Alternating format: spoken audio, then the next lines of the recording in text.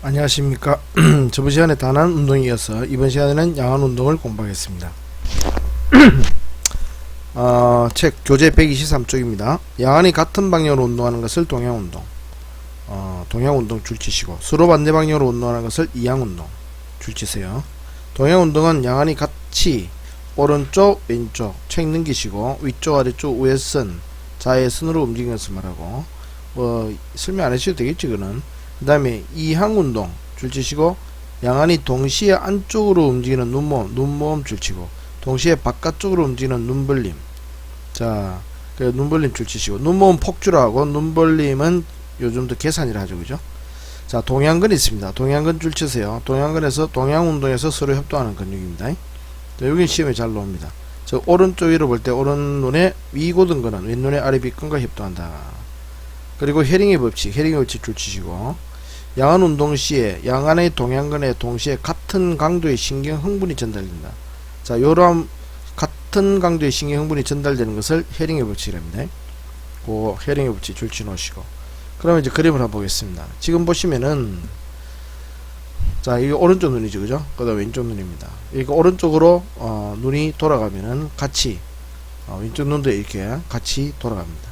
그럼 내림할 때도 오른쪽 내려가니까 왼쪽 눈도 같이 밑을 내려보겠죠, 그죠? 이게 동양운동입니다.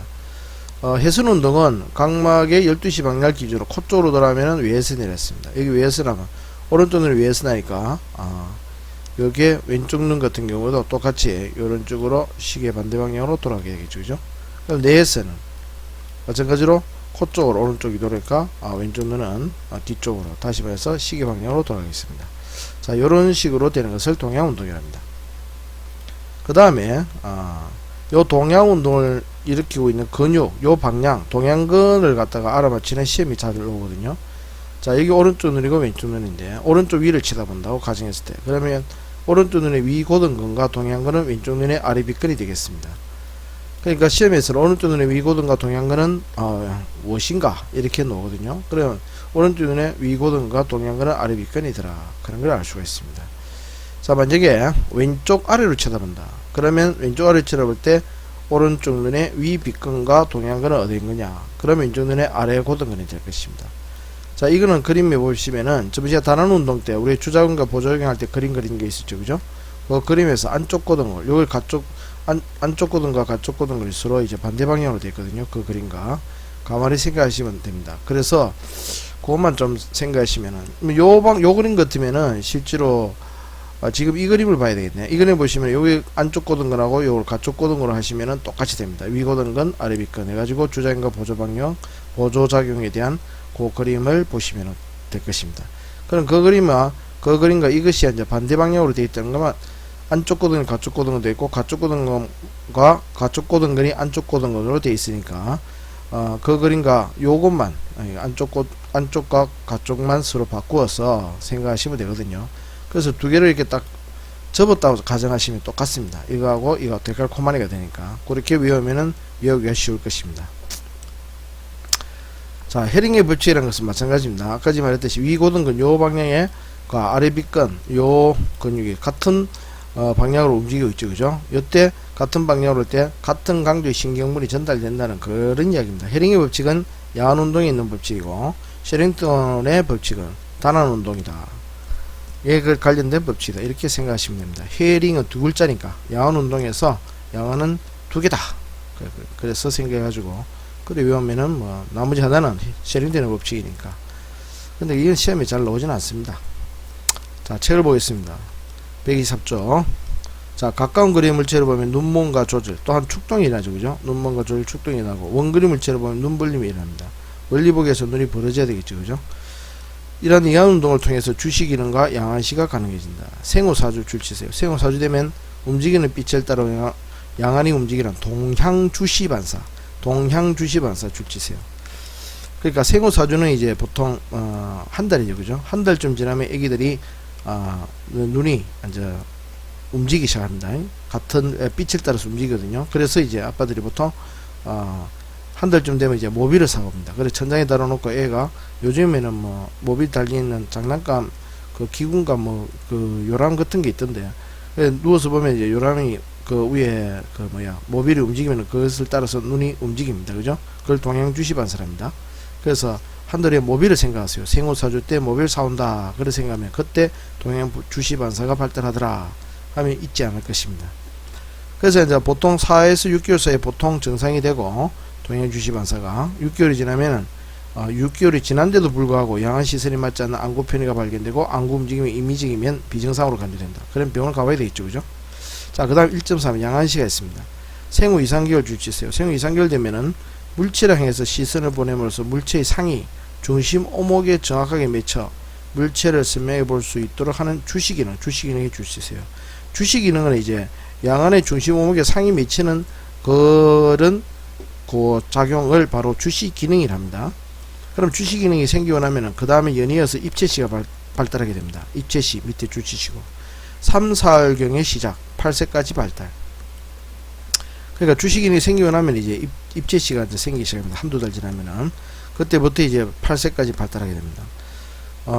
거기에 그 다음에 줄치시해야 되는데 양안의 정상적인 감각기능 이렇게 정상적으로 눈이 발달하게 되면은 어떻게 되냐면은 정상적인 감각기능을 가지게 되는데 그 감각기능으로 망막 대응점, 생리적 복시, 입체시, 융합기능 총 4가지 이 감각기능이 발달하게 됩니다. 각각에 대해서 설명이 간단히 해놨는데 한번 보겠습니다. 양안 망막에서 시방향이 같은 점을 망막 대응점이랍니다. 그래서 우리의 보통 정상적인 눈에서의 방향 망막 대응점은 양안의 이제 중심화가 되겠죠. 그죠? 중심 오목이 되겠습니다. 근데 이렇게 망막 대응점이 있고 그 다음에 주시점보다 만약에 가까운 물체를 보게 되면은 가까운 물체는 교차 보시가 되고 먼 물체는 동적 보시를 일으킵니다. 요거를 이제 생리적 보시랍니다. 자, 어떤 지점을 어떤 물체를 보고 있으면 그 물체보다 가까운 거는 교차 보시, 멀리 있는 것은 동적 보시. 즉 오른쪽에 있는 놈은 오른쪽에 보이고 왼쪽에 있는 놈은 왼쪽에 보이더라 이런 말입니다. 그걸 생리적 보시랍니다. 그 다음에 양안으로 봤을 때 두 개의 물체 이상이 눈으로 두 개 보니까 상은 본래 두 개죠. 그죠? 그런데 CPG에서는 한 개의 물체로 자 지각을 하게 되는데 이것을 융합이랍니다. 융합. 이거 뭐 다른 과목에서도 많이 계속 나오니까 융합에 대해서는 너무나 잘 알 것입니다. 그리고 이제 동시에 깊이감 있게 느끼게 된 것을 입체시랍니다. 이렇게 이제 융합 기능과 입체시가 발달하게 되는데 이것이 보다 정상적인 감각 기능이더라 그 말입니다.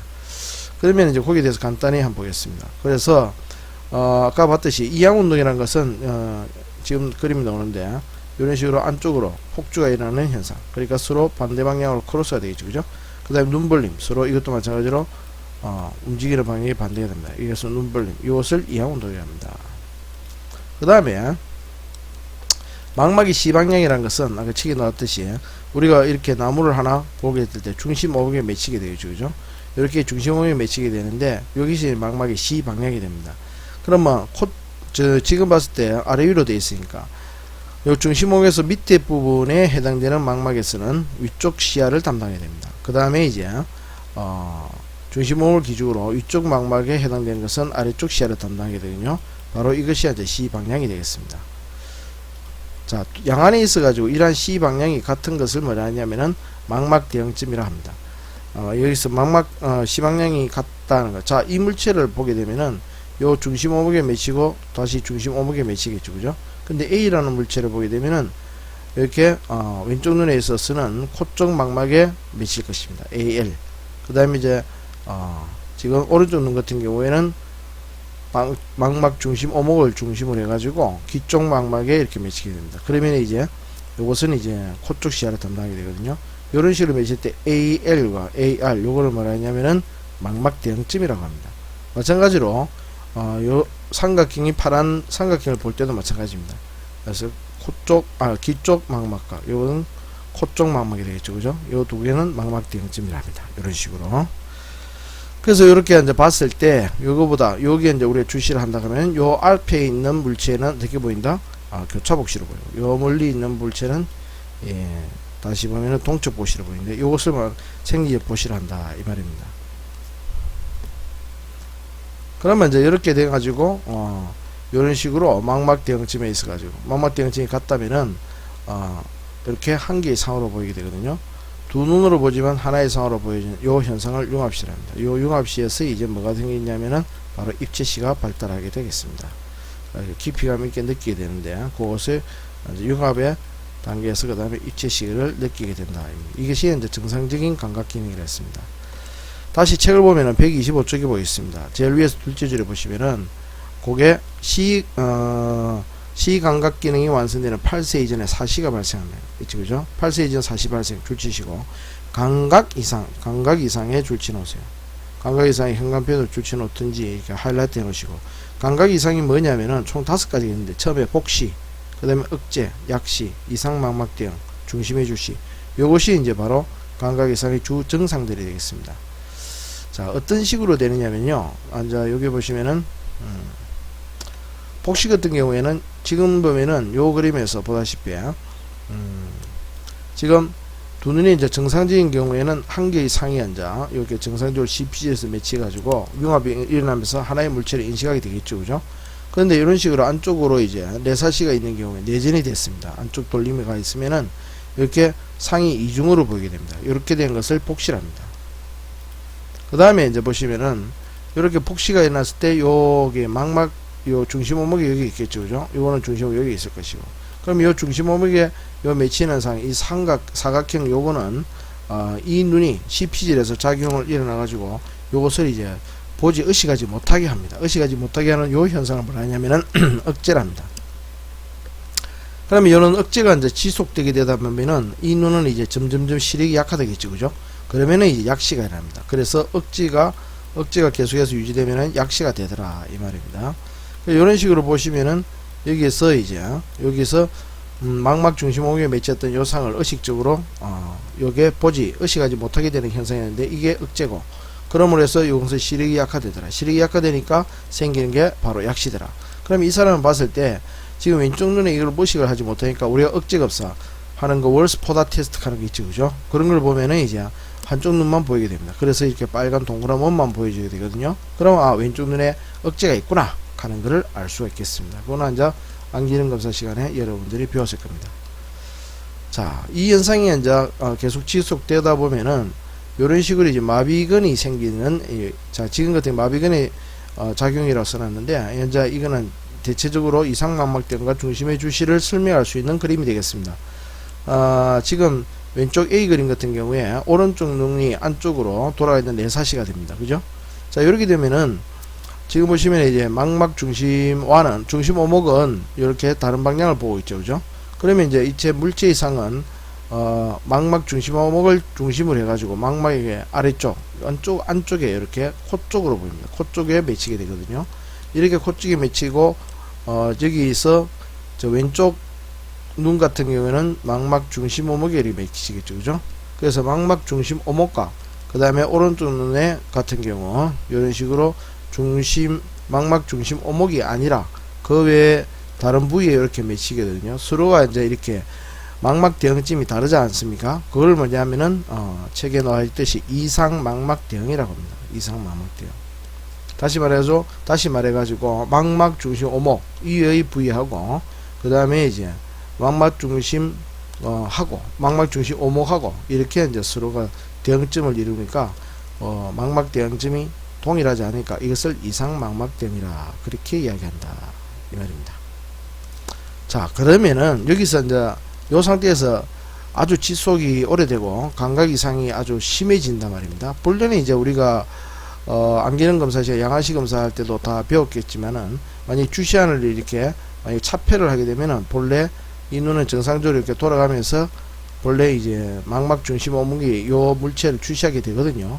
그래 되는데 불구하고 감각 이상이 이제 오랫동안 지속이 되면은 어떤 현상이 벌어지냐면은 요 부분으로 다시 오른쪽 그림을 보면서 이야기하겠습니다. 그러면 이제 망막 중심 오목이 아닌 요 망막 중심 오목 이외의 망막 부분 다시 말하겠습니다. 중심과 이외의 요 중심과 이의 망막 부분이 요 부분이 이제 요 물체로 계속해서 물체를 주시하게 되거든요. 나중에는 이제 심하게 되면은 본래는 이런 식으로 차폐를 하면은 요 눈이 돌아와 가지고 망막 중심 오목으로 물체를 주시해야 되는데도 불구하고 돌아오지를 않아요. 돌아오지 않고 계속해서 이렇게 돌아가는 눈이 이제 사시로 돌아가 있는 상태가 되거든요. 예, 그러면 이제 사시 안으로 이제 물체를 본다 손 치더라도 바로 요 망막 중심 오목 이외의 요 부분으로 보게 됩니다. 이거를 뭐라고 하느냐면은 중심의 주시라고 합니다. 중심의 주시. 다시 한번 말씀드리면은 감각 이상의 정도가 아주 심해진단 말입니다. 그러면 주시안을 가리더라도 주시안을 가리면 이제 사시안이 본래 물체를 보기 위해서 이제 중심 오목이 상이 맺혀야 되는데 그렇지 않고 주시안을 가리더라도 이제 사시안에 있어서의 망막 중심 오목 이외의 부분으로 주시하게 되는 현상을 중심의 주시란다 이 말입니다. 지금 이제 감각 이상이 심해진 겁니다. 그렇기 때문에 요 이제 눈을 가리더라도 요 부분 중심화 위의 요 부분으로 주시하게 되는 요 현상이 중심의 주시랍니다. 그래서 이제 책의 125쪽에 마지막 줄에 쓰는 게 이상망막 대응으로 인해서 발생되고 거기서 이제 오랫동안 지속이 되면은 중심의 주시가 생기게 되더라. 이것이 바로 다 합쳐서 감각 이상이라고 합니다. 요 감각 이상하고 정상적인 감각 기능인 망막 대응증 생리포시 입체시 융합 기능 요거는 서로 섞어서 문제들이 잘 나오기 때문에 각각 이렇게 이루어지는 메커니즘을 꼭 기억하시고 이렇게 어느 것이 정상적인 것인지 어느 것인지 감각 이상인 것인지 이런 식으로 한 개에 물 흘러가는 것처럼 이렇게 논리적으로 뭐 생각하시면 충분히 이해하시리라 생각됩니다. 자, 그러면은 다음 시간에 뵙겠습니다.